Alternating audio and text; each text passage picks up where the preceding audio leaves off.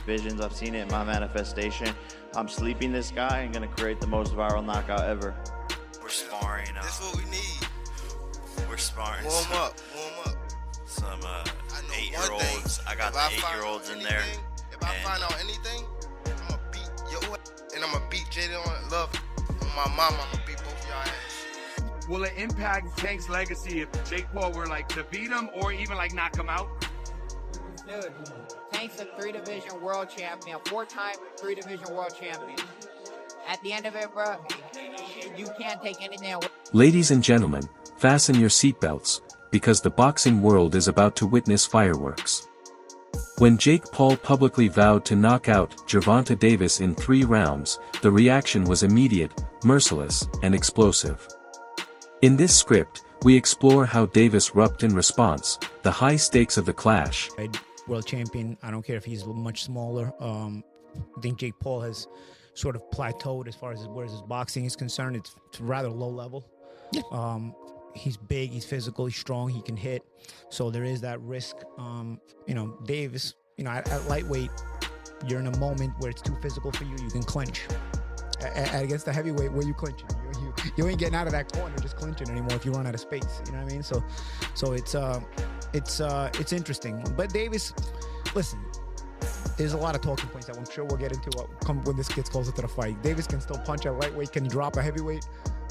There's a lot to gain there, right? If Davis knocks... The answer is yes. If Davis drops Jake on his ass, as much as Davis is the one with more to lose, it's still a highlight moment. A visual that will stay forever. Yeah, but if you get dropped, even if you're smaller, you're still a world champion in multiple weight classes. If you get dropped, what's the look?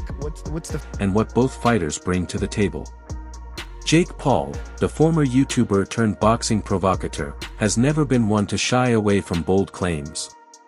With the date of November 14th secured for his exhibition fight with Davis at the Casilla Center in Miami, Paul didn't just aim to win, he promised a spectacle. He went on record saying, with no small amount of swagger, Paul didn't stop at the promise. He teased the notion of creating one of the most viral knockouts in boxing history. Field.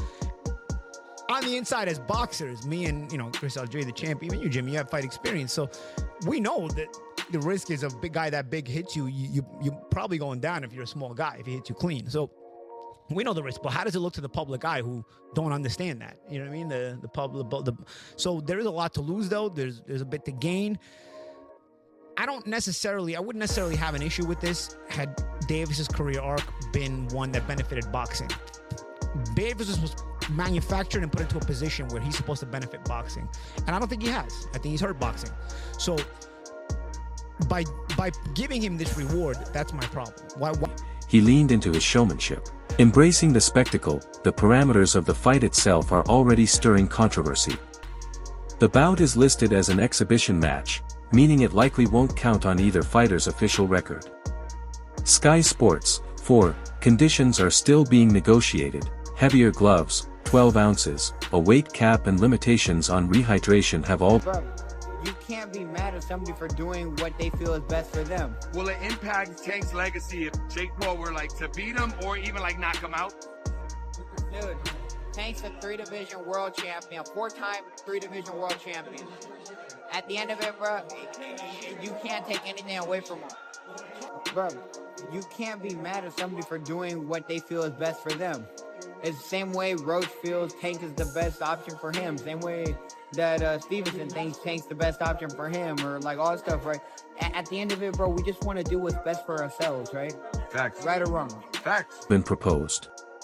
Sky Sports, 4, many in the boxing community are incredulous, especially given the 60-plus pound weight gap between Paul, who last fought near 199 pounds, and Davis, who competes at. Once Paul's trash talk hit the loudspeakers, Davis did more than tread water, he struck back.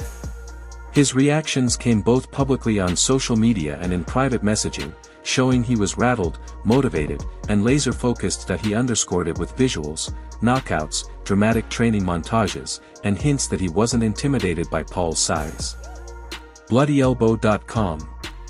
When Paul's threats escalated, Davis answered in kind. After the Paul-Tyson... Jake Paul might be too big for him, or Tank might crack him, you don't know. like I said, like, or it's an exhibition. We don't know if they throw at each other or not, or we don't know. I don't know. I can't give an opinion because I don't know what's going on.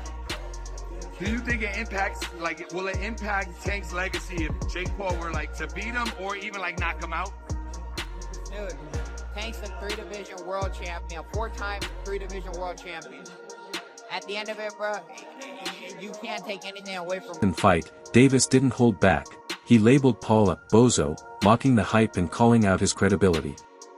Bleacher on Instagram stories, he laid out his retaliation in brutal, boxing-style terms. I'm going to beat the brakes off Jake, uppercut, jab, jab, left hook, uppercut. Watch Sports 8, whenever someone proposes a fight with a 60-plus pound disparity, and then layers on glove weight and rehydration constraints, you can bet critics will scream foul. That's exactly what's happening now. Boxing voices like Ryan Garcia have publicly decried the matchup, calling it a disgrace. Others say this exhibition threatens boxing's legitimacy. Even inside the camp, there's friction. Davis's side requested lighter gloves. Get the bleep out of here. I said you're a bleep liar. Jake Paul is fighting Gervonta Tank Davis. There's one problem. He fights at 135 pounds. Gervonta Davis is that much better than Jake Paul at boxing. But Gervonta Davis in his last fight weighed 133.8 pounds. And I'm not over here in the business of just crapping on Jake Paul. I am much more respectful of what he's starting to build as a professional boxer. You're fighting a guy that's better than you. He's just much smaller. But that guy, because he's better than you, what if he wins? Everything Jake Paul has done is wiped completely out. Gervonta Davis loses to Jake Paul. Obviously, it's going to hurt who Gervonta Davis is. But he lost to a guy that's going to be upwards of 70 pounds bigger than him when he steps into the boxing ring. But I will tell you this right now, without a shadow of a doubt. I will watch this. Tank Davis is 30-0-1. You want to talk about Jake Paul fight? And Paul's side claimed the heavier glove request came from Davis's corner. The Sun, 11, the handshake on a $2 million bet was done, then almost immediately questioned in public despite the drama. Netflix has embraced the spectacle, agreeing to stream the fight. Men's Journal, 3, for Paul, it's a chance to expand his sports brand. For Davis, it's a golden payday and a platform to silence critics. On paper, Davis is the more accomplished fighter. He's undefeated, 3-0-0 with 28 KOs, with wins over the likes of Ryan Garcia, Rolando Romero, Isaac Cruz, and Frank Martin. Knockout prowess is legendary. Paul, meanwhile, is bigger, but disputed as a real boxer by purists. No, I didn't. Really? Yeah. Bro, it's so crazy. Like, I feel like so many people just believe everything. Well, that's pretty unbelievable on the other hand. I feel like I know. Well, okay, how do I say it like this? Etoma versus White. I had a lot of people bet on White winning. And I'm there like, you guys don't watch boxing, do you? You just look at record and go, oh. He rose to fame via influencer fights and MMA crossovers, and his resume includes defeating older, faded opponents. beIN Sports, 2, his last big fight. Beating Mike Tyson, all of 58 years old, on unanimous decision. The danger is real. If the rules favor size, glove padding dulls Davis's speed, and judging is unconventional, Paul could theoretically steal rounds he doesn't win. But Davis's power, precision, and hunger make him dangerous. And right in the middle of that list was Gervonta Tank Davis. Many laughed at the time, and some still can't believe we're here. But these two young men are the face of boxing for Gen Z and Gen Alpha. They are the two biggest boxers in America, and they're putting it all on the line.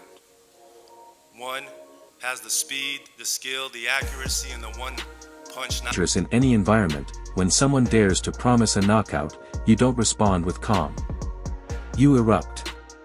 And that's exactly what Davis did. Davis's tone suggests he feels disrespected, and he's rejecting the notion that Paul can bully him with size and hype. Psychological warfare.